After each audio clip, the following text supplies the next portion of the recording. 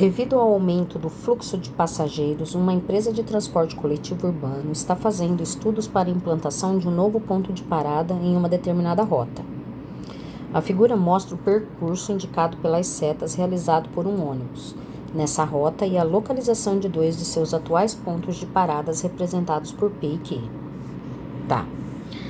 Os estudos indicam que um novo ponto T deverá ser instalado nesse percurso, vamos grifar aqui, ó, nesse percurso, entre as paradas já existentes P e Q, e de modo que as distâncias percorridas pelo ônibus entre os pontos P e T e entre os pontos T e Q sejam iguais. De acordo com os dados, as coordenadas do novo ponto de parada são. Então, vamos pensar. O que ele está falando? Que esse ônibus, ele faz um percurso em sentido às setinhas, ó. E que vai ser instalado um ponto de ônibus a mais, ou seja, entre o ponto P e o ponto Q. E essa distância precisa ser a mesma. Então, eu tenho o ponto de ônibus P, tá vendo? Eu tenho um ponto de ônibus Q e entre essa distância vai ser instalado o ponto T, neste percurso, certo?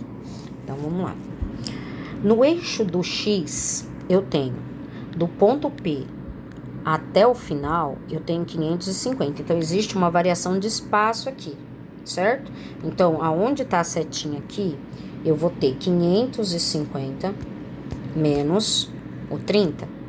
E aí, eu tenho do ponto P até lá o final da setinha, eu tenho 520, certo? Agora, ele continua o percurso, ó.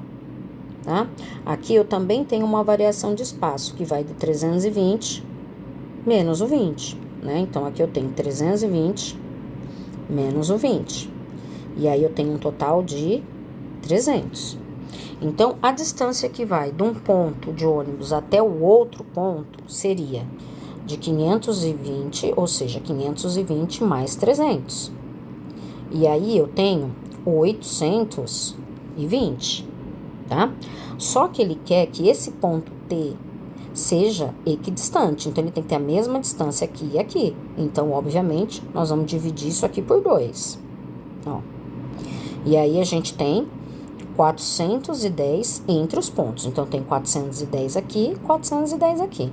Se eu tenho 410, então significa que ele tá por aqui, tá vendo? Porque aqui vai até 550. Aí vem a interpretação. O que ele disse no enunciado? Ele disse que nesse percurso, o percurso não nasce no P. O P é só um ponto de ônibus que está no percurso. O percurso, ele não nasce no P. Tá vendo? Então, quer dizer que se aqui eu tenho 410, para eu ter um ponto equidistante, eu preciso contar com esse percurso que já foi percorrido aqui antes, ó. Tá vendo? Então, na verdade, eu tenho 440. Então, vamos pôr aqui mais ou menos. Então, ele tem 440 e não 410, porque o percurso não nasce no P. Tá vendo? O percurso, ele nasce aqui, ó. Tá vendo? Ele nasce no zero. O ônibus estava parado aqui, ó. Tá vendo?